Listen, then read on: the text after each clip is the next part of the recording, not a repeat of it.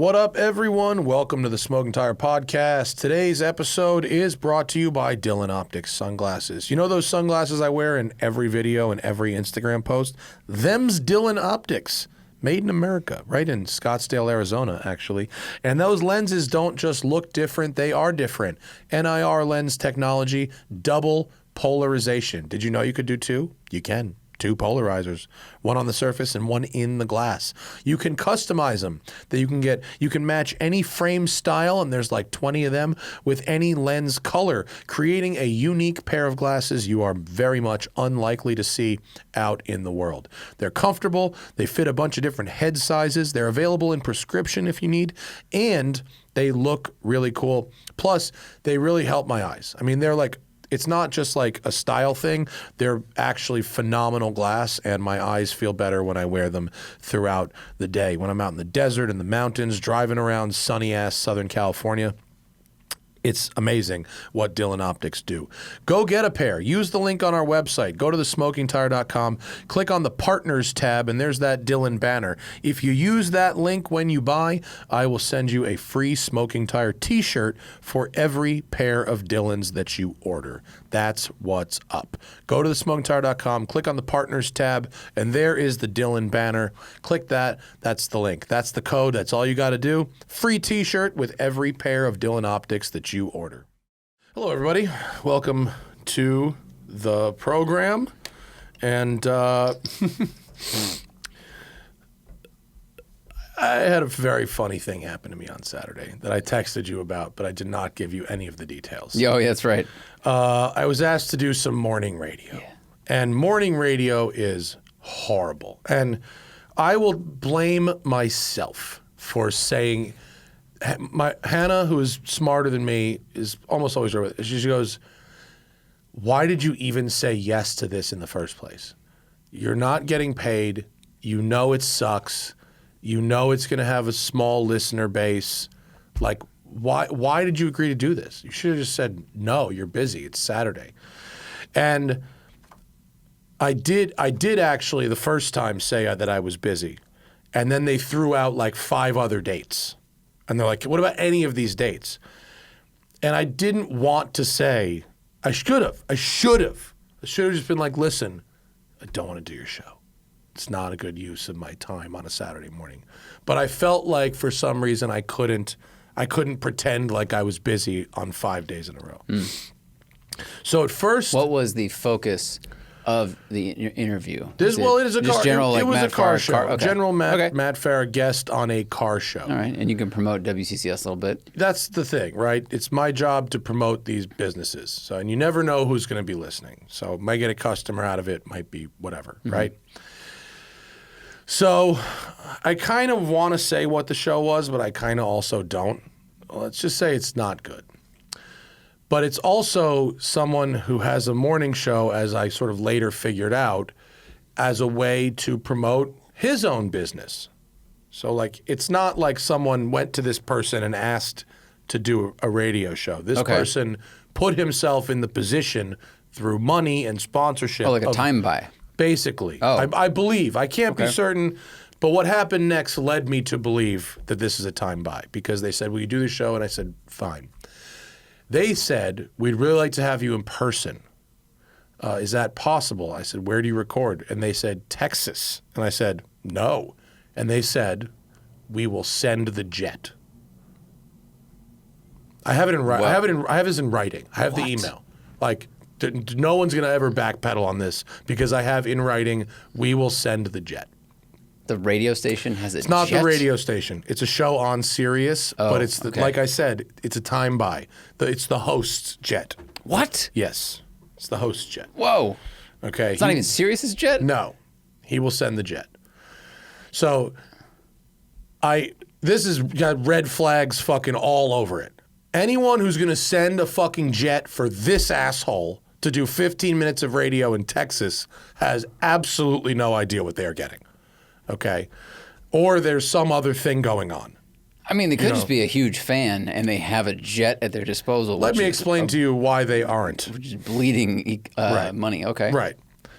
So I respectfully declined the jet. But I say I will do a call-in. Okay, fine. As the next step that happened is something that happens all the time, almost any other time I do anyone else's podcast or radio show, which is I inevitably find myself on an email chain with so many fucking people on it, I can't imagine what any of them do. If someone comes to do our podcast, it could be someone who's very famous or someone who's not famous. It's you and me and them. Mm-hmm. That's fucking it. And there's a very basic email of, here's the link, here, blah, blah, blah. Right. Basics. And it's like real form. So they want to make sure, what am I going to wear on the camera? What am I going to do? Where am I going to be? And what kind of mic am I going to use? I mean, all stuff that's pretty standard, but like. Because we ask the questions on, when people are going to do a remote show, we ask the mic questions as well. Because, yeah. Fine, fair, no problem. Okay. Then they ask me, interview's supposed to be Saturday at 9 a.m. my time. They asked me to call into the Zoom room at 8:45 to do a sound check. Mm-hmm. That's a long 15 minutes when my spot is supposed to be 15 minutes. And they email me and go, here's the run of show. And the run of show looked like, remember when they would publish Trump's schedules and you go, this wasn't even worth writing. It was like host intros Matt. Host asks Matt about history in cars. Matt tells craziest car story rap. It was like how do you feel about this run of show? It's like, yeah, this didn't need to be a run of show, but okay. So I call in at 8:45. This is also where it's my fault because now I'm listening to their show, right? I'm calling in, I'm on hold basically. I'm expecting a producer or someone to come on and do a mic audio check, but nobody does. I'm just sitting there listening to their show. Their show is not good. It's not a good show. I learned this very quickly. It's got a real right-wingy twinge to it. It has what Opie and Anthony gloriously and very sexistly back in the day referred to as a hole. You familiar with the concept of the hole? No. The hole is someone on the radio show whose job it is it's the black hole of funny, right? It's almost always a woman, but doesn't have to be.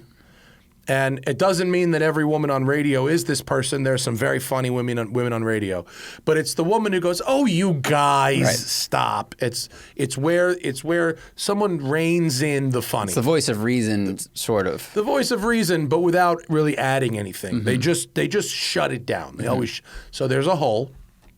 And there's these two guys, and the premise of the show. This might give away what the show is, but the premise of the show is basically people call in with their cars, and these people, at least the 15 minutes I listen to, and these people, the hosts put a value on the car. Okay. I've got a 08 Silverado with so it's Antique Roadshow 75,000 miles. Cars. What's that worth? Right. That was basically the premise. During this 15 minutes, okay. The host mispronounces my name the first time. Matt Farrar. Matt Farrar is coming in. I'm in the Zoom. There's a Zoom chat. Yeah. I write, hey guys, just so you know, it's spelled like this. It's pronounced like this, like Farrah Fawcett. Okay. No response in the chat. And then they go, we're going to go to commercial. We're going to come back with Mark Farrar of Smokin' Tires. This is like Bert Kreischer's stories of going on radio and people mispronouncing his name. And then it became a joke where TV hosts would mispronounce it on purpose to troll him. I wish this was a meme, but it wasn't. It was just, when he goes, Mark Farrar of Smokin' Tires, I just go off. And I just leave. Just hang up. And I send the last producer guy that I had been emailing with, the guy about the jet and the sound check. I said, hey man, I'm out. This is not worth my time. You guys, a week ago you offered to send a fucking private jet for me. Now you can't pronounce my name right. Like, I got better shit to do. So I leave. I walk away from my computer.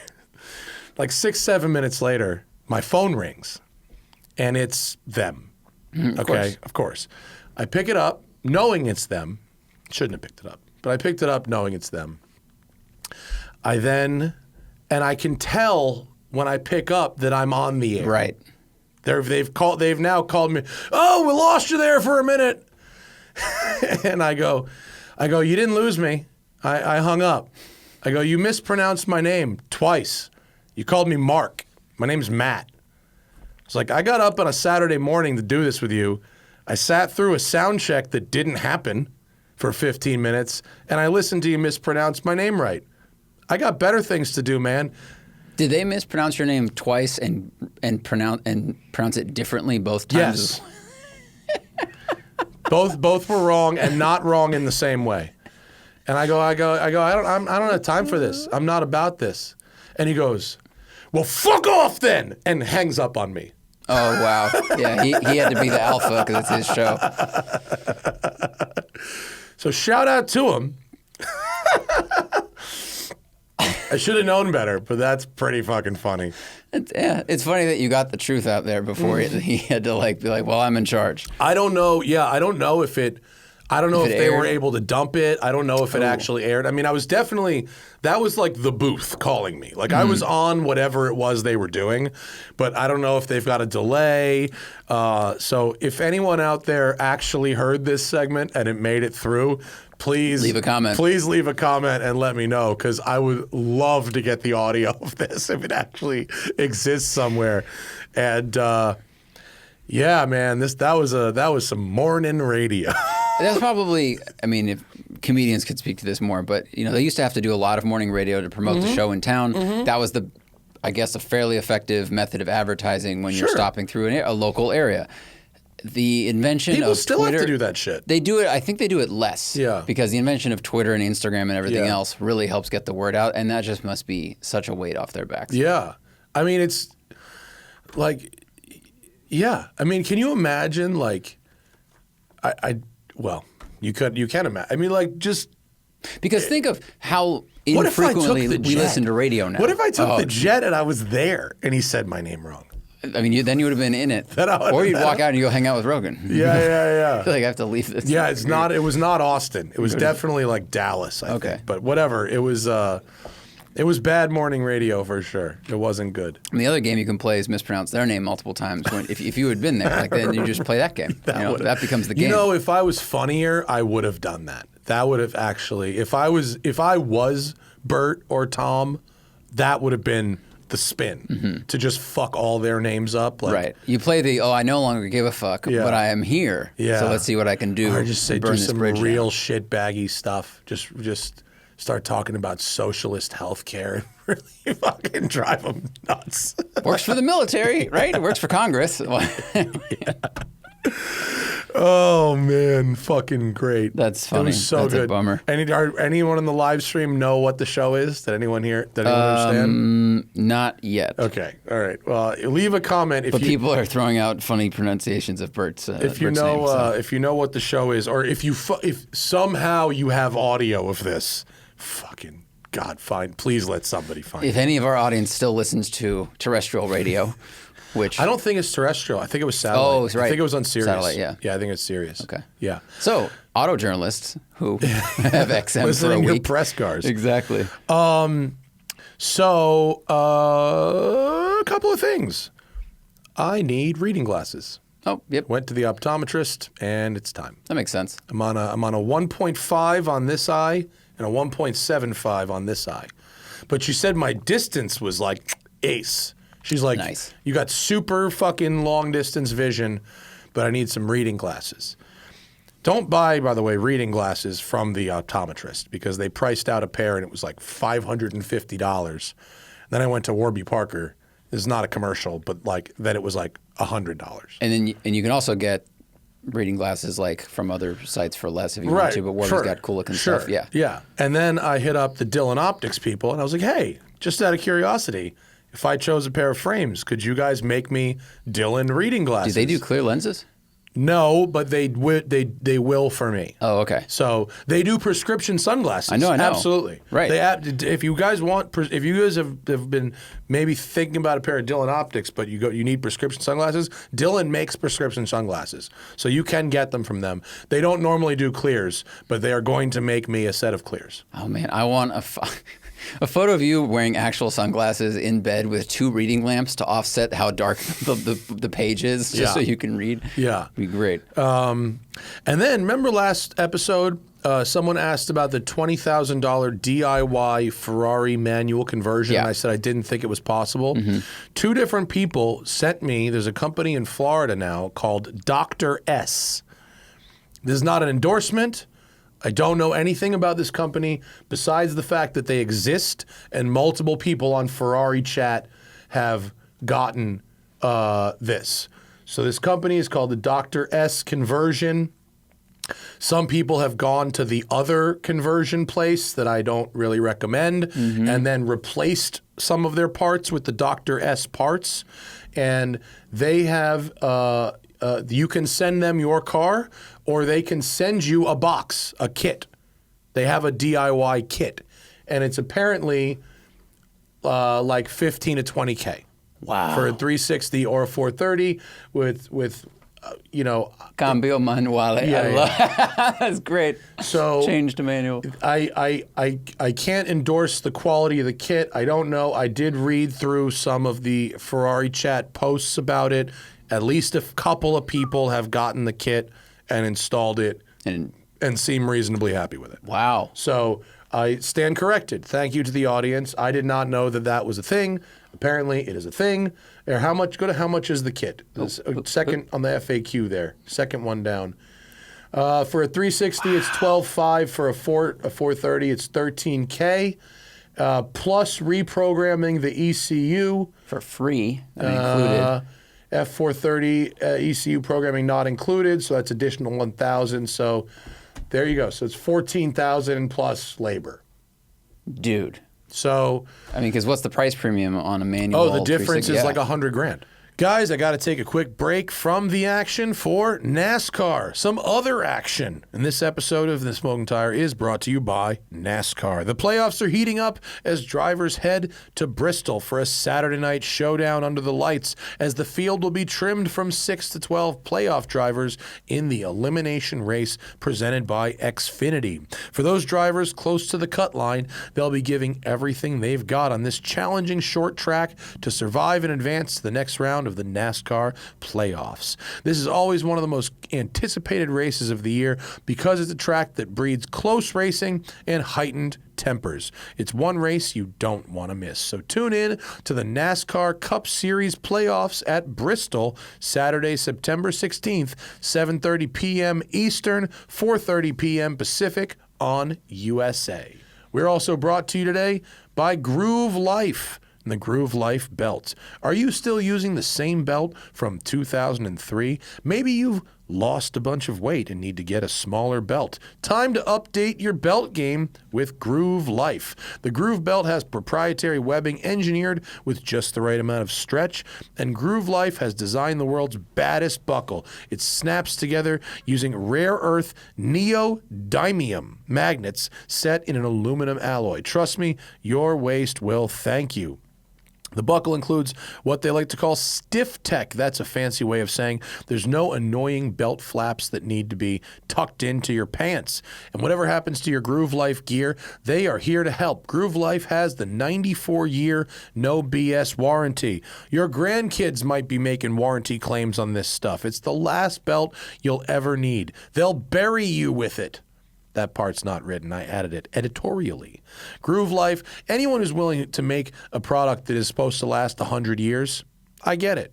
I've been working on my belt game. I'm running out of holes, so I had grabbed the Groove Life belt, try it out, and it is easy to use, holds my pants up real nice, and it's real comfortable. It's good for the office, the woods, the backyard, everything in between. It never needs to be adjusted. Just put it on and forget about it. It's grown from a side project to a company that now provides for over 100 families, recognized by Inc. magazine as one of the fastest growing companies in the USA. Bring your belt into the 21st century. Head over to groovelife.com/tire for 20% off all Groove Life products.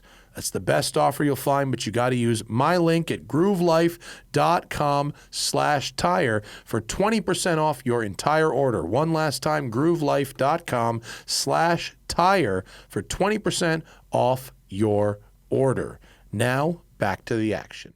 It's literally, it's possibly more. It's for the best F1 car compared to like a fairly shitty manual is probably 75 or 80,000.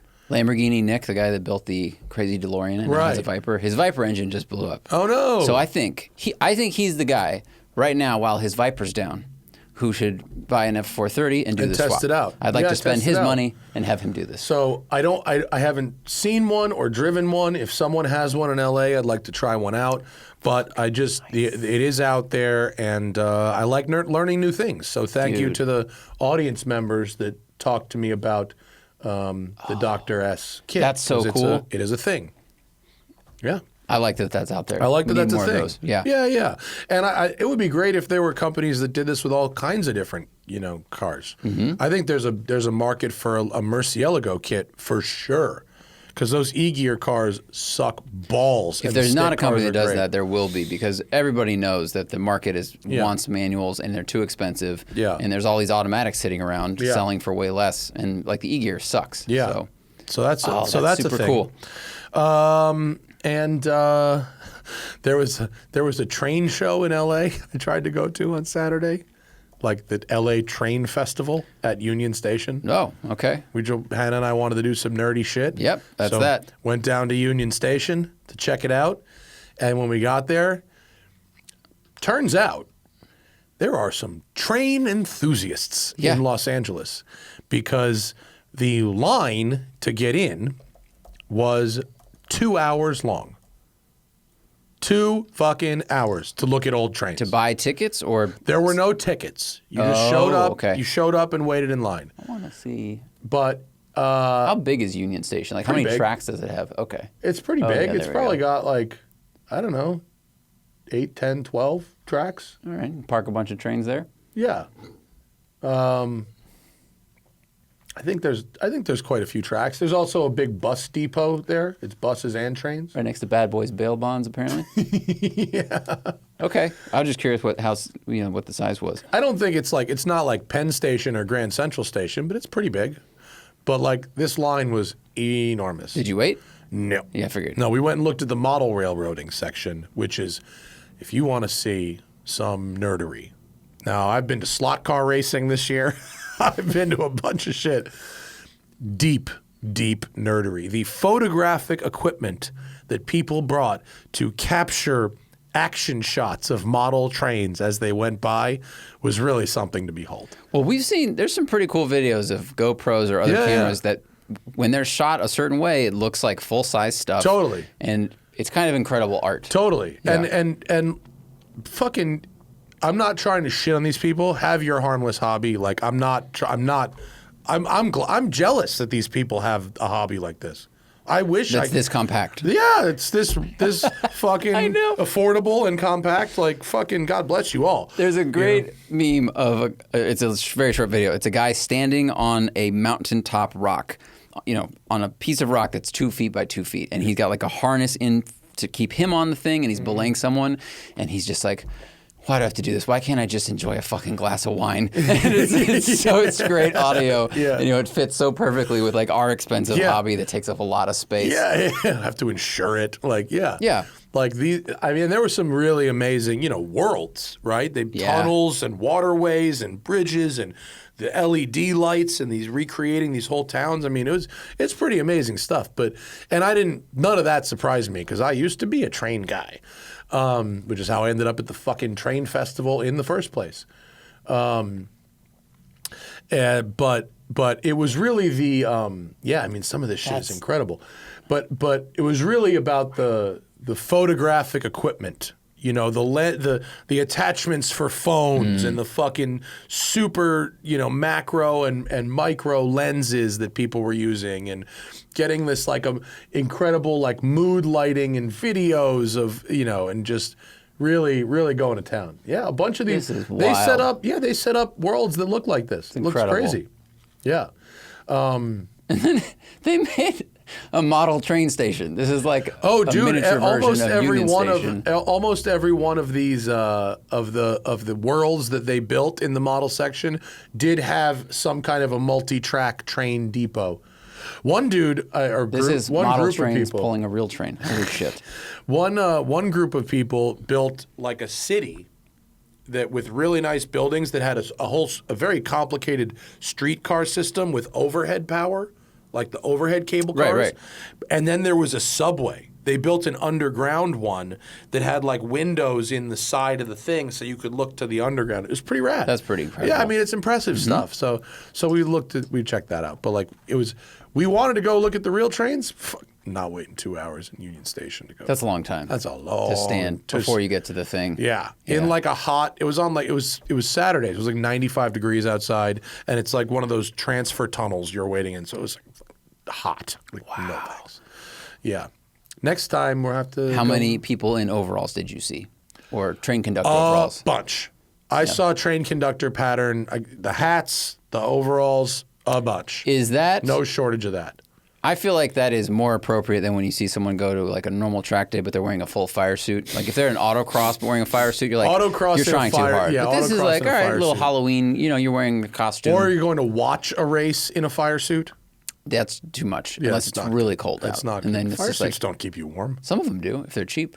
If You they're put a bunch of shitty- layers yeah, under if it. they're Yeah. shitty ones. Yeah. Yeah. A bad fire suit will keep you warm. My first fire suit was so cheap it had no insulation at all. And it was like, how does this even keep me It's a from catching on That's fire? a karting suit. Well, I had the one where you had to wear the long underwear under it because they're like, yeah. this isn't really fireproof. This is more of a jacket. It's a onesie, really. Okay. Yeah, it's an conductor. overall. It's like Comic-Con, but for trains. Yeah. Which, like, fine. respect. Like, I was there. I was ready. Neither Hannah and I expected that there would be 2 hours to get in and look at the goddamn trains. Wow. Yeah, it's crazy. Cool. Yeah. So, I don't know. Shout out to him. Shoveling coal, whatever they do now. Shoveling coal. And then I hit the canyons in the Slingshot. But I don't actually, because you're going to drive it for the next couple of days, I don't actually want to put ideas in your head. Okay. Have you ever driven any Slingshot? No. Okay. I've driven the Vanderhall and Right. Morgan. Okay. All right. So yeah. Trey. Right. But for me, this Slingshot experience is about the before and the after. Right. Whereas you Okay. have a blank slate for slingshotting. Yeah. So you can really speak to just what it is, you know, today. I'm excited about it. Putting my helmet in the car was very weird. Like, wait, it's not a motorcycle, but I do need this. Yeah. You know, for the things in the face. I've now the Slingshot wave is real. If you see other people in a Slingshot, there will be a wave, but there will also be a head cock because they're looking at you like you are a super nerd for you're wearing a helmet. They're like, why are you such a pussy? Yeah. Right. Which, by the way, I would rather just not die. I mean, so yeah, helmet. Yeah. Definitely helmet. But nobody else is wearing a fucking helmet. Nobody. Are the people that are not wearing helmets usually younger than you? Not necessarily. Oh, okay. Not necessarily at all. Because I was very anti-helmet when I was a teenager with bicycling and skateboarding. Like, I was just like, why? It's just the age where you're like, oh, it's uncool to Dude, have this thing safety goes gear. 120 miles an hour, Yeah. and in cars, and that's not a thing. Well, we've had I don't wear a windshields helmet get on my chipped by bicycle. rocks, so then, you know, you don't want that hitting you in the face. I've taken rocks to the face on my motorcycle before. Oh, what, hitting your helmet? Yeah, rocks, fucking bees. Yep. You take a bee to the face at 80, that hurts. Mm-hmm. Like, I'm not trying to. It reminds me of, you know, like when we read Ralph Nader's book, Unsafe at Any Speed, and they talk about the people running into Cadillac fins. Like they're playing, they're playing the word is frisbee. impaled, Zach. Right, but they're running at a human speed of like 8 to 10 Yeah. miles per hour, which you Yeah. go, well, that doesn't seem fast. But if you stood still and someone said, "I'm going to fire this at you at 10 miles per hour," Yeah. you'd probably go, "Ooh, I'm going to move. I'm going to Yeah. move." So Yeah. So all right. here we go. But what it renders the cup holders pretty useless because you can't have a beverage with a helmet on. Right. You need a cool suit system. You need a straw. You need a straw system. Yeah, that's actually you probably go Camelback. You could probably put a Camelback in the cupboard behind the seat and run it. And imagine just like getting out of the car when you get to go to do an errand and you're like unclip, unclip, take off your Hans device. Oh, like when I used to use the cool suit. A cool suit Oh, would yeah, be you good. had one in I had a the cool Mustang? suit in the Mustang. It was awesome. They're pretty great. It was great. It's a little ridiculous, but they are so effective. But if you are really going to be driving a car without air conditioning on a very hot day, True. You'd rather have it. It extends your drive time, by easily double. I'm so impressed. I mean, I raced at Sebring in the summertime, Lemons, and we had a cool suit. In the morning, it was too cold, but at midday, it extends your focus and your mental acuity by so much. So like the fact that they used to race any race, but like NASCAR was year round. Yeah. 140-degree interior temperature before cool suit technology is wild. And like driving around when it's really hot out and you have a cool suit on, it's actually quite pleasant. Of course. Yeah. It's not, you're not like horrible. You're not like mad because it's all right. Yeah, once you're in the car and you're hooked in, it's great. Yeah. It air conditions your blood. And I saw Bill, who I think is going to come to our event on the 30th and sell baked goods. Oh, cool. So WCCS X Brekkie Car Club, September 30th. Please come down. You do not need to register if you just want to come. If you want to show your car, you have to go to the Brekkie Car Club Instagram. And there it is. There's a thing on my Instagram page. You can go to Brekkie Car Club Instagram. There's going to be coffee. There's going to be food. There's going to be vendors. Vorsteiner is the title sponsor. Whoa! And I think there's going to be Bill, also selling cookies. His pecan cookies are fucking. I've never had one, but his baked goods are so level, strong. Dude. Next level. So good. Now he can focus on baking instead of making. Yeah, he doesn't have to. I mean, I wish he would make sandwiches. I wish I like one day I'm gonna find a way to do an event where he actually does make sandwiches and we'll set him up. But like, at least the baked goods. Just pay him up front. Be like, here, just the baked goods are sandwiches. definitely better than nothing. The egg salad. I miss the egg salad though. That's really all that's happened in my. I won't say who it is. It doesn't matter. No one has ever heard of him anyway. But we had a new client come into WCCS South Bay today with a G-Wagon. We get a lot of G-Wagons. It's actually not second to 911. I would say mid-engine Ferraris are probably second to 911s, but like probably third is G-Wagon. We probably have, at any given time here at WCCS, we probably have 5 or 6 G-Wagons around. So we got one, and it showed up this morning with no headlights and no front brush guard. Really? Which is why the guy is storing with us, because they got stolen. Oh, they didn't get smashed off of it. No. Okay. No, they were stolen. Remember the video I showed you? Oh, I can't yeah. really talk about, but Yeah. Okay. Yeah, no, it's not that. Okay. No, it's not that. It's a different color car. Okay. Can you imagine? Oh, That'd be crazy. Okay. I can't. Yeah. But now that you mention it, I'd like to see the video again. Yeah, let's watch the video. No, they were cleanly removed. Like someone knew, with knowledge of the car, knew how to take these things off without damaging them or the rest of the car. Got it. The rest of the car, there's not a scratch on it. Mm-hmm. And so, but he was surprised that these were taken, and asked if I knew a guy who could fix the car. So I called my body shop, Tim, at South Bay Certified Collision and Repair, where I had just picked up the NSX and whatever. And he goes, "Oh yeah, man, this is super common." Really? Yeah, because people put the updated headlights and brush guard on the older truck. Oh shit! And it's like an update thing, right? Wow. So they're easy to steal, so I go, all right, how much to replace? It's just the brush guard and the 2 headlights.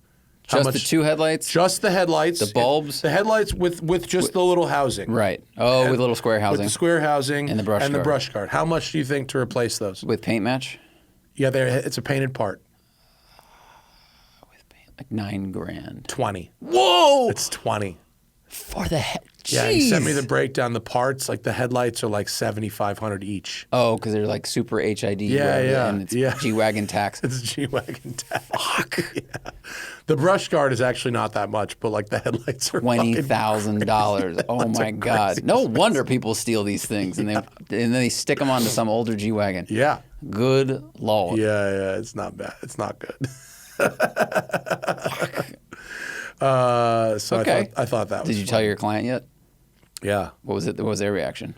He wasn't actually surprised. He was not. I mean, he was like, yeah, that's a big number, but like that's pretty much what I thought it could be. But if you buy a G-Wagon for 100, let's say it's 150 grand. It's a 63. They're almost 200 grand. I mean, that's 10% Yeah. of the cost but of the car. But if you have to, yeah. I mean, wow. But parts, it's parts. Like if you, there's a lot of things where if you buy a whole car versus you had to buy the whole car in parts, it's a different thing. Very true. That is just wild. I mean, if you tried to buy a 911 in parts from Porsche's parts catalog, it'd probably be 500 grand. Yeah. That'd be, that makes someone quite a should YouTube do. I video. don't know how you would do that exercise. The number of parts is. It's not. I don't want to say it's immeasurable because obviously it is a fixed number of parts. But I don't know how you would go about doing the math of that. But Well, I mean, you could go on like realoem.com where you can.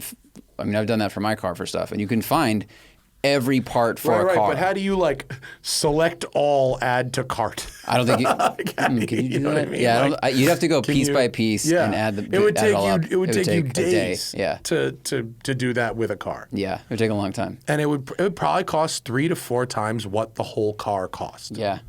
Yeah. Probably would. Yeah. Oh my God. I mean, just as an example, like if you buy a Porsche, PCCBs on the Porsche are $9,500. If you go to Porsche Parts to replace PCCBs, they're $35,000. That's just the brakes. So, yeah. Wow, that's the markup. They're like, we don't want to ship it separately. That's I your guess. shipping cost is 3x. Yeah, it's weird. It's actually interesting. Why? I'm sure someone's got a great reason for it, but like, why is it that much more expensive to just get the part? Yeah, that's weird. Yeah. I mean, the profit margin must be insane. Sure. They probably take well, I don't know about this, but they might take a loss or sell them at cost as part of the car, knowing they'll get you down the road with the replacements once you need them. I mean, theoretically, you should never have to replace those rotors, right? I mean, yes and no. Yeah. Like theoretically, like many Porsche owners who put 5,000 miles on their car in 20 years will never have to replace them. But like you go to like 10 track days and you have to replace them. Jeez, and that's why they get you.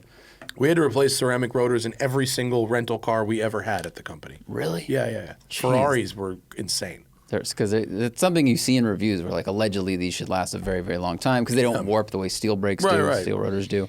Like my ceramics on my Porsche will probably last 20 years the way I drive. But like, if you find someone who buys a GT3 RS and takes it to track days 10 times a year, they'll go through them. Wow. For sure. And then they have to pay $35,000 for new ones. Probably. Good Lord. That's why they switch back to steel, maybe. A lot of them do. Yeah. A lot of people take the PCCBs off, they put them on the shelf, they buy a set of AP Racing steels, and then they, when they sell the car, they've got fresh PCCBs on them. That happens. Definitely. Expensive. Yeah, massively expensive. Shout out to Shane Gillis. I watched his special on Netflix. I haven't watched it yet, It's but I funny. put it on my list. It is very funny, and although there is some like, he figured out a right way to make fun of both progressives and right wingers in equal fashion. It's actually, I think it's pretty good. Nice. I think it's pretty good. Did he do some of the stuff he did when he opened for Bert? He 'Cause did. His bits were so funny. He did a bunch of that stuff, and then there's another bit about going to George Washington's house and learning about just how many slaves George Washington had, and about how the founding fathers were all like terrible people that had lots of slaves. And I enjoyed that. I mean, not the reality of that, but of course. the recognition, Construction of the history. joke. Yeah. Yes, very funny. That's good. Yeah. He was strong, man, when he opened for Bert. He was, and his special is quite good as well. Okay. Yeah, the Navy SEAL thing is in there, and The Navy SEAL bit is so very great. funny. Yeah, it's so good. Kids, got to take another quick break for Brook Linen. They are sponsoring today's podcast. It's getting to be cozy season. You know what that means?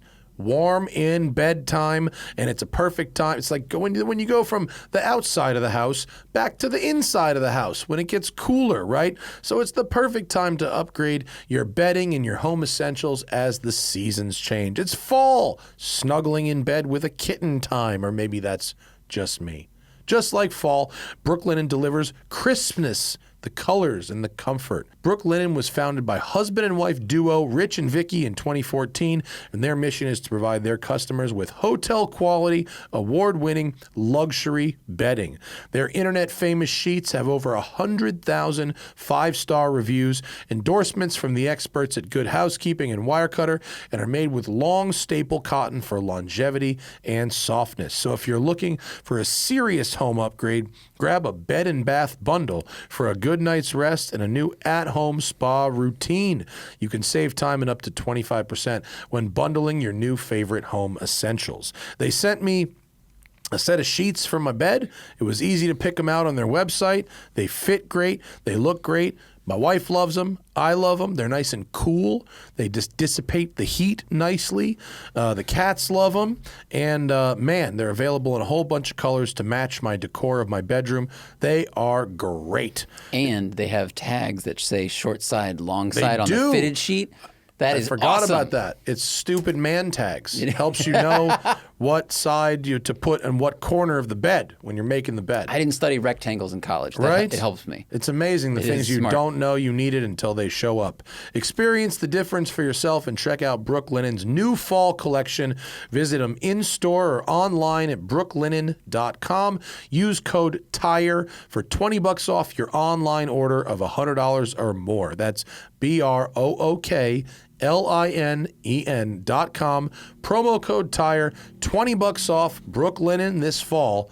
And now back to the show. Do we have some Patreon things? I didn't bring as much to the table today, but it's only been we did a couple show of days. Friday, I know, and I don't want to talk about the only driving I did in the Slingshot. Yeah. All right. It's patreon.com/The Smoking Tire Podcast. If you want to ask questions on the show, you want to get the live stream, you want an ad-free experience, you want access to things like my watch release ahead of time, that's where you do it. Christian says, I'm moving to Santa Monica, and I'm curious what's the best e-bike brand for errands. Will the e-bike cost more than a Vespa? Some e-bikes are very expensive, but Vespa. Yeah, mine is really expensive. I didn't pay for it, but my vintage electric is more than my Vespa. I don't know what. I know that Spike really likes the Saunders ones, and I think those are pretty affordable. I mean, more than the brand, for errands, you got to have a good basket. Yeah. That's the key. I mean, even with the Vespa, like the cargo box on the Vespa is what makes it. Like, you could talk about Vespa versus motorcycle all you want, but like, it's really about the cargo carrying capacity. Like, you want to be able to get groceries, at least. Yeah, and then, I mean, I've seen Santa Monica is full of e-bikes. There are people riding, there's bikes for yourself, and then there's bikes for other people. So you see people with these like three-wheeled things that have a wooden box in the front, and they can put their kids in there, or like a dog, or a lot of groceries. And those are really popular. They have a cool pivot wheel. But that's like, you have a family and you want to take them around with you. Or Saunders, something like that, is just for you. Yeah. And then we have this e-bike we're kind of playing with, which is the collapsible one, which is... What's the brand of that one? I don't know. Shit. Well, we also, I think, are doing an ad for it. I think we're doing an ad for it. We're not unbiased. Like, I like it because you can I fit it in my car, collapsing it. But the collapsible stuff tends to be really heavy. And e-bikes in general also. E-bikes are really heavy. Yeah, the problem with e-bikes is if you have to carry them up flights of stairs, Yeah. you can actually hurt yourself doing that because they're heavy and bulky. Even with the battery out, and this is true of every e-bike I've ridden, like the construction of them seems to be steel versus aluminum, and I think they're a little bit heavier. But you know, with price comes cooler materials. I don't know a lot about the brands. I just know that that you really want a car. You want some kind of capacity to reliably carry cargo. Yeah. That's what makes it really useful. Yes. Sean says, "What is the Sean Finney says, what is the fizziest sports car under $80,000 from 2000 or newer used?" That's a big pond. I mean, there's a lot. There's a lot of options. Used Ariel Atom. Yeah, I mean, yeah, if you want to go Exige, I mean, yeah, you want to go nuts. Yeah, I mean, $80K gets you an Exige for sure, or an Elise SC. It'll get you any number of Boxsters or Caymans, which are great. Get you a bunch of 911s. I mean, 997s are that much. You could get a lot of Viper, a lot of Corvette. The V8 manual R8, I love. I drove one like 6 months ago, and engine and shifting are great, but like the steering is a little slow. It feels older. It doesn't have the response in the corners that you expect from a modern car or something like a Cayman S or GTS or something like that. So I don't think it has high fizz content. I don't know about fizz with that, unless you put the VF supercharger on it. That wakes it up pretty good. Vipers are very fun and cool. I don't know about fizz because they're very easy to get used to and they have really long legs. Same as like Corvettes. Not a lot of fizz in the Corvettes. I think with fizz it's like high revving, really light, engaging, short gears. I like having a bit of playfulness too. And granted, it's a very subjective definition. Yeah. But to me, if the car is too big, too heavy, or too powerful and I can't really use it in many places, it doesn't have that playful nature. Yeah. Yeah. But yeah, I mean, that'll get you an Evora GT. Literally, you could get an Evora GT for 80. That Evora GT is probably the best car, objectively, that you could get for $80,000 right now. Yeah, that's pretty special. But $80,000 would get you like an almost new and possibly new Cayman S. And I mean, if he says from 2000, you could also get a mint E46 M3 or E92 or C63. Like you could get an NSX. The world is your oyster. You can get RS3. Yeah. There's a lot of options there. Yeah, that's hard. That's a bunch of money.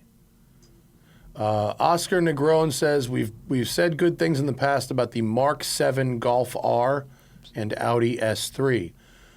What were the main standouts? What mods would improve them? And how do they realistically compare to the Mark 8 generation?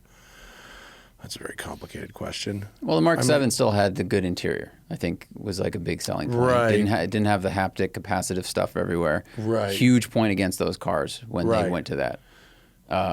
I just think the Golf GTI RS3, they are a great example of doing the daily driver thing and the fun to drive thing with little compromise. Yeah, they really balance it well. I think the new S3 is better than the old one. So it's the opposite of the GTI. I think I liked the Mark 7 better than the Mark 8, mainly because they're almost the same car, Same just with a engine. different interior. Yep. And the interior is worse. Yep. But in the Audi, the interior is better. So the Audi, we'll separate the Audi and just talk about Volkswagen. I mean, how do you improve them? For Golf R, it's really just like the tune and bolt-ons. You can get, it's like intake exhaust tune. You get like 100 horsepower or something with that car. Yeah. And it doesn't really need much beyond that. You can do a nice, doesn't have adaptive suspension. The Mark 8 did. I don't The 7 doesn't? I don't think Maybe, the 7 I don't know. Let me see. I've driven so many cars since then. I'm not sure I remember the Mark 7 that much differently. And I think the Mark 7, the only thing I remember about driving it was the tuned one I drove, which was like software, intake exhaust, and it might have had Öhlins on it, which are expensive shocks. But it felt like mini GTR-ish, which I thought was pretty cool. See, so the Mark 7 GTI you could get with adaptive chassis control. No, then the Golf R probably has that. Does. Yeah. I know they upgraded it a lot with the Mark 8 and it just probably got faster processing speed and everything. But yeah, don't quote us. I remember being really pretty good cars. disappointed with the Mark 8. I remember I liked the way it drove, but I couldn't live with the interior at all. I just couldn't. Yeah. Miguel Flores says, I know a lot of people who vehemently refuse to consider buying a BMW over the heated seat thing. Would you consider that a reasonable deal breaker? Yeah. Yeah. Sure. I mean, living here, I wouldn't care. But if I lived anywhere else where I wanted a heated seat, the whole paying per month, and feeling like I don't own the car, even if I had bought it outright. Yeah. I just think that's silly. Yeah, I mean, we're heading there with all kinds of other stuff too. Mm-hmm. So, I think we are very used to paying subscription fees for software. It's when it becomes hardware that it seems hard to take. I mean, the BMW person, when they said they gave up on it, whoever the BMW rep was that gave a quote to like the Drive or something, said that customers didn't really understand the economics of it, and that actually it was somehow, I don't know how, it in terms of the actual price of the vehicle, the reality was different from the perception, but the perception of paying a subscription fee for hardware is not good. Mm-hmm. Yeah. There's other things that would make me not want to buy a BMW now before the heated seats. Right. But it does come off as nickel and diming, for sure. Now, to know that hardware is in the car but just not turned on. Now, I wonder, would those same people buy another, would they buy an electric car that they know where the short range and the long range had the same battery, but they just hadn't paid more to unlock the longer range? Mm-hmm. Good point. Because that's happening too. Yeah. So that's a good point. If you're listening, if you were turned off by the BMW seat subscription, would you be turned off by knowing that your Tesla Model S can be the faster one if you pay a little more money than you just on the keyboard? Yeah, that's true. So anyway, it would bother me for sure. With the electric car? No, either. Yeah, either with the electric car or with the heated seats thing or any kind of hardware-based subscription. Yeah, I feel like I'd be less frustrated with the electric car because I go, okay, I'm paying, let's just say $50,000 for this car. They're selling it to me with these specs, that's fine. But with the heated seat, like the first time I went to turn it on and they were like, oh, that doesn't work because you didn't pay your thing because I canceled my card because it got stolen somewhere. Like just having another thing to worry about besides the car payment, or maybe it's lumped into it. I just think even if it didn't have a problem, I just don't like the idea of it. Yeah, no, I don't either. Yeah. I'm not about it. Okay, hang on. Mike Manillo says, I don't disagree with your thoughts on the Vaporware situation that has been the Cybertruck, a product that is supposedly coming. Is that much different than high-end manufacturers, quote, selling out a full run of specialty cars before it's even announced? Like Porsche collectors giving their dealers deposits for cars that have only been rumored without being announced. I believe it is different. For one, because Porsche has 75 years of delivering product. There's never been an instance where Porsche has announced a car, taken money for that car, and then not built the car. Tesla announced the new Roadster, and you could put a deposit on it. You could pay for it up front. They dangled it as a carrot to get people to use referral codes like Marcus Brownlee, where if you used your referral codes, you could win a Founders Edition Roadster. And then they never made the car, and they're probably not going to make the car. Tesla's only been around since 2008, or if you want to count modern Tesla with the Model S, 2012, 10 years. And they've already run this scam. So credibility comes from consistently building the products you say you're going to build over time. So when an established OEM shows a select group of customers a product, and by the way, they're not taking money for that product most of the time. They don't take money until the car is delivered because these are still franchise dealers and all that kind of stuff. So maybe they take a deposit, which is refundable, and maybe not. But all of these brands have track records of building the thing that they say they're going to build. And if we're talking about a couple of hundred cars to their most fervent collectors that are typically a sub-variant or a coach-worked version of a car that already exists, there isn't really a question of whether that car is going to come out. They're not inventing a new thing usually. Yeah. And they also, if there's ever a customer base, segment of your customers you don't want to make mad, it's the ones that are cash cows, and I don't mean that disrespectfully, but like they are fervent collectors or buyers of everything you make, every special edition. Yeah. And you don't, it would mar the brand so much, both on a macro scale and a micro scale, if Porsche just decided to not deliver, not make the thing that they'd promised to 100 of the people that have all the money in the world. Yeah. And it would damage it, almost irreparably. And no other car manufacturer in my lifetime has straight up said, we are going to do this thing, and then not done it. Right. I mean, it's just not. So whether it could be Ford, it could be Toyota, it could be any Porsche, Ferrari. If they say that we're going to build this product and they pre-sell them, the product comes out. You never like 5 years later like, hey, you never built that thing. You said you were going to build. Right. Like they build it, and that kind of credibility comes from time and consistency, which these other brands have.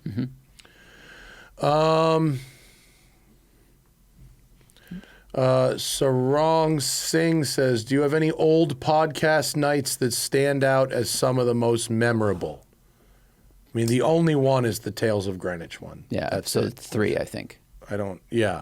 Was that episode 3? I believe so. Wow, it's early. No. It's very hard for me to remember all the episodes of radio. I think the one we did one with all the drive folks after we got back from the huge shoot in Chuckwalla, I think. There were 2 episodes we did with like Musto Spinelli, Harris, and just everybody. It was a lot of yelling. Yeah. But there was some funny shit in there somewhere. Anthony L. says, have you ever thought about a frozen berry dial for the Notice watch? I did think about that. We did make some mock-ups, and the opinion between me and Cullen and West, the Notice guys, was that frozen berry,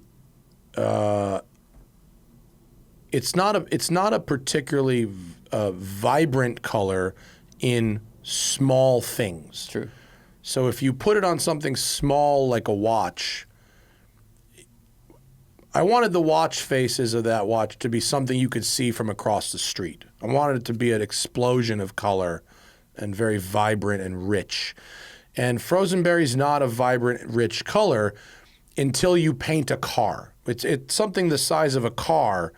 It makes an impact, but on something small like a watch, it doesn't. And I think it also works well on curves. Yeah, because that's when you see like the different aspects of that the color. way it collects light and stuff like that. Yeah, bottom line, we tried, we mocked it up, but it didn't make the first round. It was one of the first like 20 colors we looked at, but it didn't go from. We went from 20 to 10 to 3. And it didn't make it from 20 to 10. Yeah, but Josh J says, if someone owns a plug-in hybrid and only drives 5 to 10 miles per day, is a home charging setup necessary, or would a regular 110-volt plug add enough range overnight to keep things going in between weekly visits? Definitely 110 is fine. You do not need a 110-volt will charge your hybrid about 1 mile per hour. Right, maybe 2 miles per hour. So if you're driving 10 miles a day, overnight on a 110 is good. The only thing is, if your house wiring has to be relatively new. My brother was staying at a house, and the house was very old, and the draw he couldn't select that like double amperage draw like we did with the Volt back in the day. Right. So that's something to look at. But otherwise, we used to charge the Volt on 110. It was fine. Yeah. And that was 30 miles of range, I think. Yeah, it was 30, 40 miles of range. Yeah. And you can add that charger later if you want. You can start with what I did with the Volt was I just said I'm going to start with this 110 charger, and then if I need it, we'll get the fast charger. Never needed it. And actually, even with the Mach-E, we went for a year at my Venice house without installing a fast charger. We kept it plugged in all the time that we were home, but actually it was enough for almost the whole year. Now I have a fast charger I plug in the car about once a week. So, Bad Gardener says, do you know if Elon Musk knows about you? No, I don't. He hasn't mentioned you. No, thanks. Not to That's me. good. Yeah. That's good. Let's see. Flannel Bob says, what's the fastest you've ever been in a car you were driving and fastest you've been in a car someone else was driving? I've driven a car like 210 allegedly on freeways in the middle of Nevada somewhere. Fastest I've ever been in a car was someone else driving. Huh. I'm pretty sure it's never been that fast. I don't actually remember. I want to say it's got to be at least $150, but I don't really know. With someone else driving? With someone else driving? I mean, I've been on racetracks, like with... Well, at El Mirage, I know that I went in the really fucking fast. Valkyrie with Andy Prio. We saw like 180 something on the front of fucking of Laguna with the Valkyrie. So it's got to be fast. that. I can't imagine that I've ever been faster in a car than 180 in a Valkyrie. That's got to be it, right? Probably. Probably. Yeah, it's got to be a track. That is incredibly fast for that straight, by the way. Yeah, it was Holy nuts. shit. Yeah, it was super nuts. Yeah, but it was super nuts, but not the scariest part of that lap. That would have been turn 9, downhill left flat. Which Wow. There's a camber change in that corner off camber. too. Yeah, I thought we're gonna die for sure. It was crazy. And tell me about the day you spent with the guys at Gildred Racing, the mini guys. Yeah, super fun. Super fun filming day. They were very nice. We drove the all-wheel drive car first, and then the crazy car. Yeah, and that was the right order to go in. Yeah, but the cars worked. Tyler and his buddies were coworkers, whatever they were like very nice people. Great people, good cars. Yeah, but it was. I mean, other than the fact that crazy, the crazy mini was in fact crazy. Besides that, it was a pretty standard shoot day.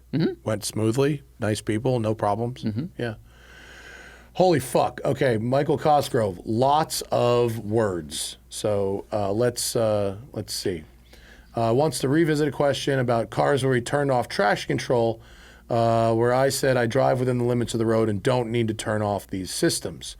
That's a valid approach in dry conditions with high-power cars, but there are some cases where it's an entirely reasonable practice. Where the Scion FRS has an overactive stability control paired with stock tires, so I'd always turned it off after starting the car, and then, wait. I mean, okay. Basically, there are some situations where Michael thinks it's okay to turn off traction control on a public road. One he mentions is snow. Yes, I've driven older cars had bad traction control where sometimes you could have more if you knew what you were doing, a person driving the snow could be better off with traction control off. Yeah, I mean, I did neglect snow. Yeah, I think traction control off in snow, particularly with cars from 2000 to 2010, you're probably better off with traction control fully off, for sure.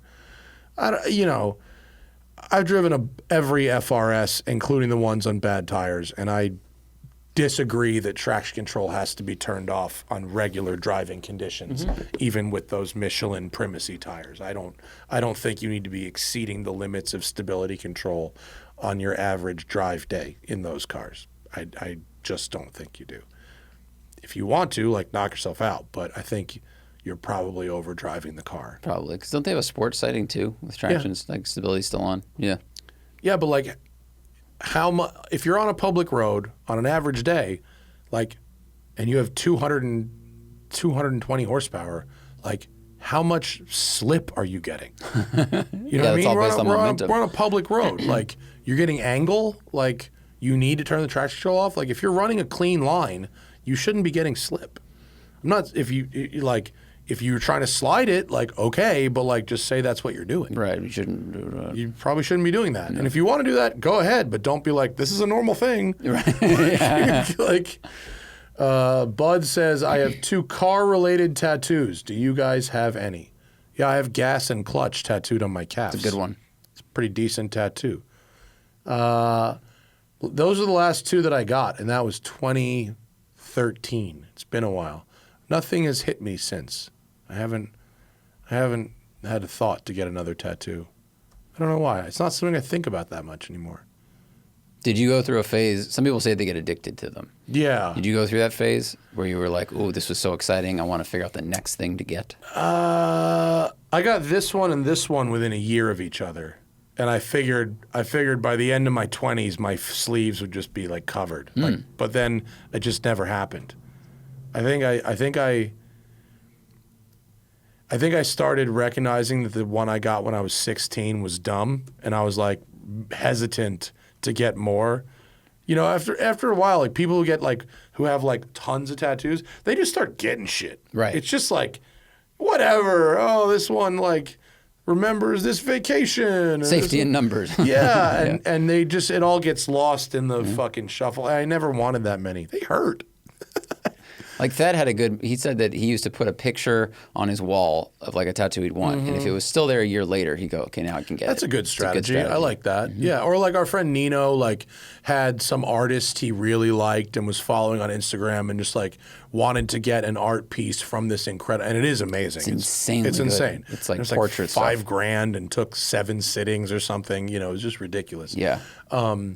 I don't really have that right now, so there's nothing I want to display at the moment. I'm sure I'll get another one at some point later.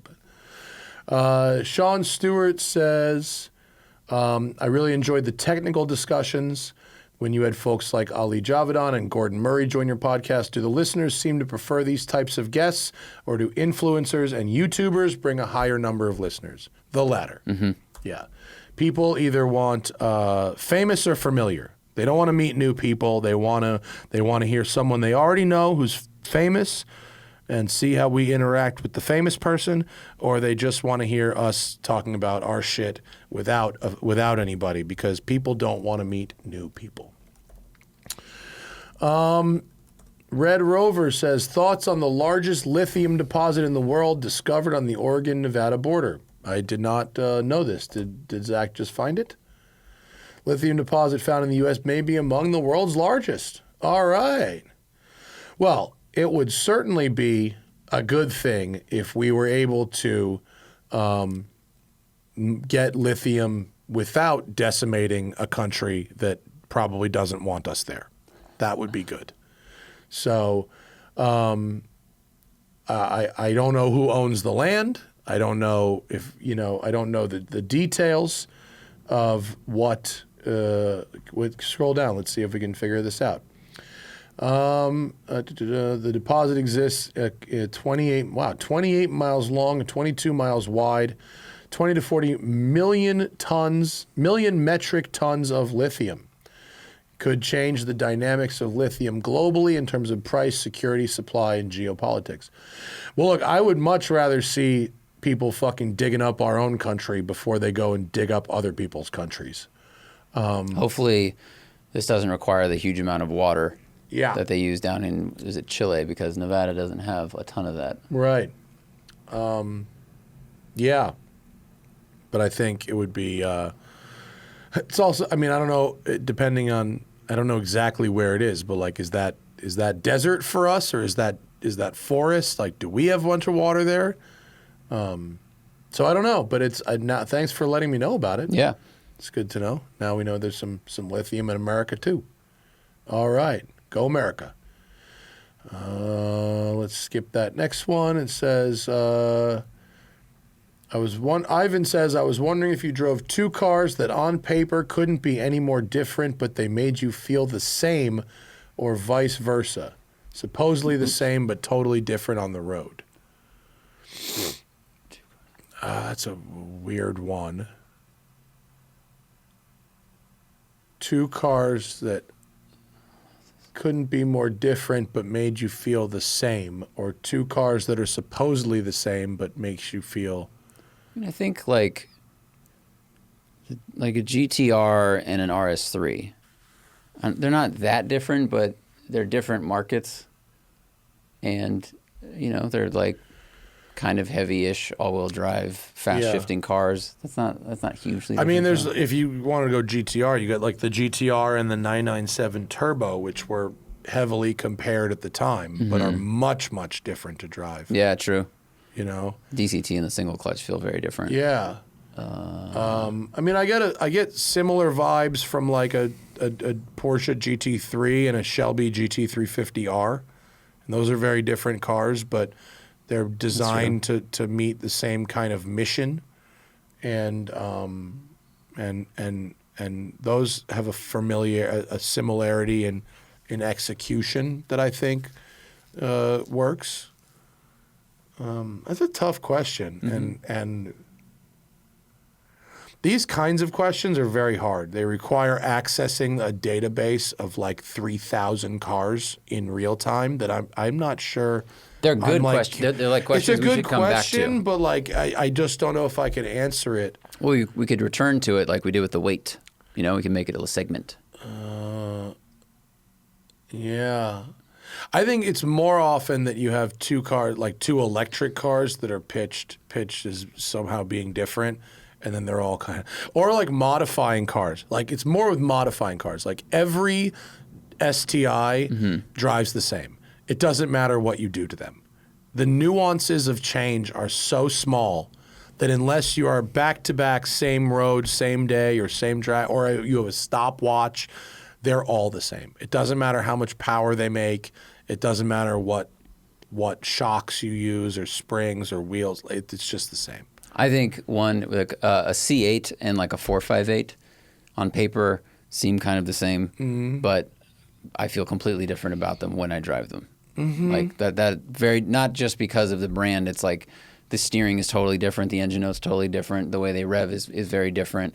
I feel like it's a pretty different experience, even though they're both mid-engine V8s. Cost, I mean, nowadays they cost, right. 458 costs a lot more actually still. Right. Chappie says, is a 2021 CPO F Pace SVR a terrible idea? Not really. Not if the warranty is CPO, good. I think, implies warranty. I mean, the F Pace is a pretty well-made car. The SVR was fun. It's fast. I think it's a great time. Just own it while it's under warranty. Yeah. Sell it while it still has warranty left. Saul Wu. Got a baby on the way, trading in my BRZ. I want a car with a stick. Torn between three cars. WRX, Civic Type R, and Integra Type S. Which would you prefer out of the three and why? It's a weird one. I don't want to say Integra Type S. Yeah, I could just say that. Yeah. I mean, because it's the same as the Civic Type R, but more comfy. Yep. And it's a much, much nicer car to drive than the WRX. Yeah, and it Much looks nicer inside. I think it looks better outside. Yeah. It does everything better except climb a rocky mountain. Yeah. So I mean, it's a much, much nicer car. Yeah. Okay. Lots of words here. Okay. Listening to Matt talk about the enthusiasm he had for sailing and racing hit a chord. I used to do track days as well as a cat and mouse timed run, and I thought it was as exciting and exhilarating as things got. Then a friend and car enthusiast took me out on his 16-foot Hobie Cat, that's a small sailboat catamaran, taught me how to race that. It was on another level. It was, for lack of a better term, a religious experience. The speed, teamwork, precision, and connection to Mother Nature was mind-blowing. Have either of you messed around on smaller sailboats and catamarans? If so, what did you take away from it? Yeah, I did. I used to race small boats back in the day. I started with Sunfish, and then I spent a lot of time racing lasers. I fucking love lasers. Lasers are probably the best learning Hobies are great fun too. The cats are fun too, but lasers are literally an Olympic sport. Like you can race a laser. You could buy a laser for I don't know what they cost. Can you look up used laser sailboat? What does a laser cost these days? You could buy a laser for a kid who's 12 or 13, and that person could race that boat competitively until they were in their 30s. Whoa. You could race it in college. It's what's called a one design series, so everyone races the same boat. So you could race it in the Olympics. You could race it in college, high school, weekends. How much is a laser? $2,000 to $4,000. Yeah. Depending on the year. If it was made in the '80s, it looks like it's $2,000. If it's made in like 2014, $3,800. Great. That's your move. Some get more expensive. Like a brand new one is probably a little more expensive. Oh, well, and then there's a laser performance is $6,000. Oh, I wonder what that is. I have Laser no idea. performance. I don't know what the performance is. I don't know, but so far the most expensive one is $6,000. You're talking about a pretty reasonable amount of money. You could put one on the roof of a car upside down, and drive it around with that. Yeah, they're light. You need 2 people to get one on the roof of a car. I fucking loved lasers, and I went from lasers to 420s. LOL. A 420 is basically like it's 4.2 meters. That's why it's a 420, but it's basically like a 2-person laser. More or less. And then I went to bigger boats from there. But like dinghy racing is the fucking shit. It's so fun. Lasers are really fast. Is it like it's like karting, right? Or autocross, something like that? Definitely more competitive than autocross because you were racing. It's not for time. It's wheel to wheel. It's hull to hull. Hull to hull. Right. Yeah. And they're really, really fast boats. They're really responsive and they're tons of fun. So if anyone and you could know nothing and get on a laser and be fine. And they have different sail sizes. There's like small sail. I forget what the tiny sail is called for like little kids. And then there's what's called a radial, which is the medium size sail. And then there's full sail, which I always went full sail because I was fat. So I could heavy it. It's power to weight ratio, right? Yeah. Okay. Yeah. Power to sail to weight. Right. Basically. Yeah. But I love fucking sailboat racing. It's so great. Cat question. Dave Cucci says, a few months ago, I asked about introducing a kitten to our resident cat, and after 4 weeks, it was successful. There we go. Got me thinking, what are some of the best automotive-related cat names? My friend has a black cat named Diesel. He had a pet named Enzo. I mean, my cat, Nikki, is named after Niki Lauda. Mm-hmm. So that's tangential, but it is. Going after driver names are good. I think Rotary might be fun, or like Rotary. Rotary? Yeah. That could be fun. Rotor. Apex, that'd be I don't. short. Depends on the cat's personality, right? A little bit, yeah. You need to like really kind of vibe with the cat for a day and then figure out what their name is going to be. Like, what would be another good one? Mika, like a Mika Hakkinen, maybe like one of the Finnish guys. They probably have fun names. Those names are fun to say. Yeah. What's like? I don't know. I like Bumper.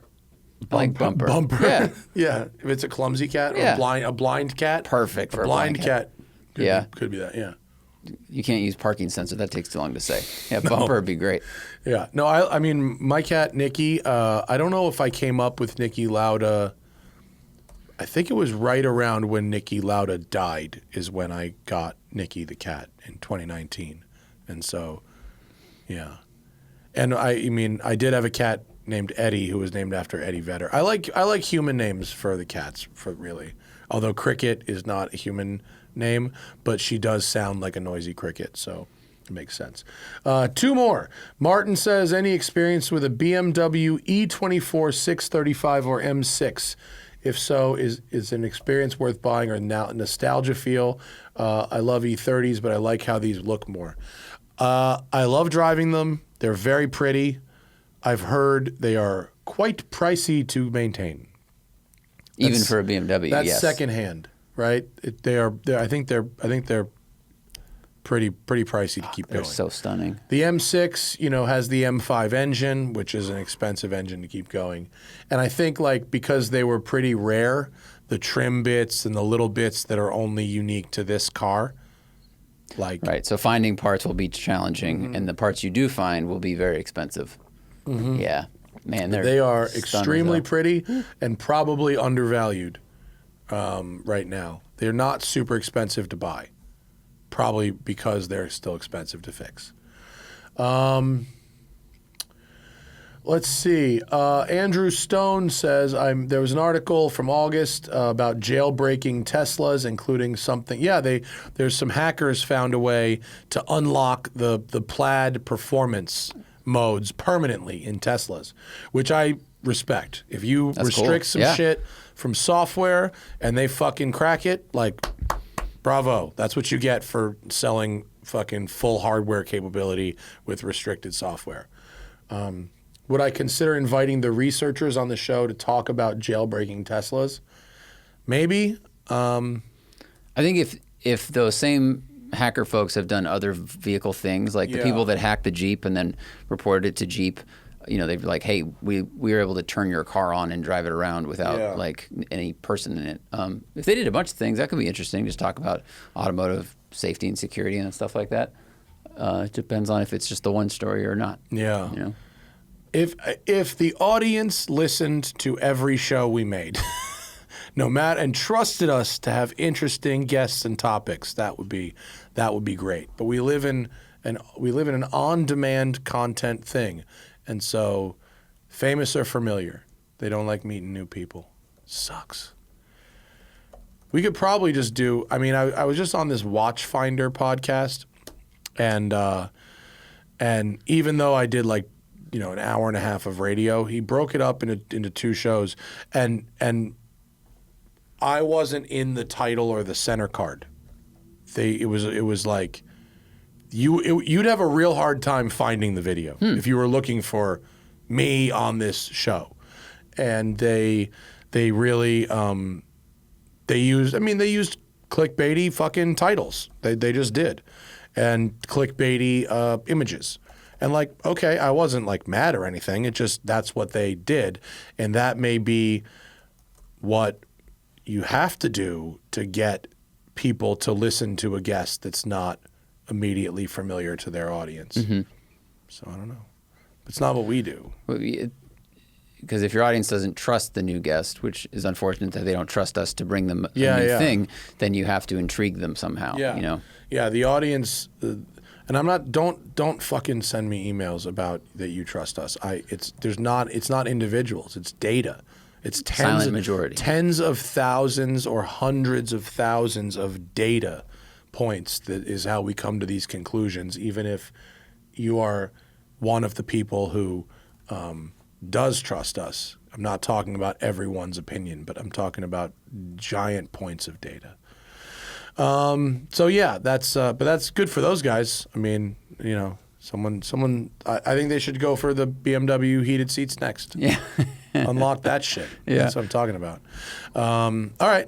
I don't know if this is going to air this week or next week because of Alex's thing. I haven't heard from him, so we'll see. Okay. Maybe this is Thursday. Maybe it's next week. I don't really know. I'm going to Denver to drive the Corvette E-Ray.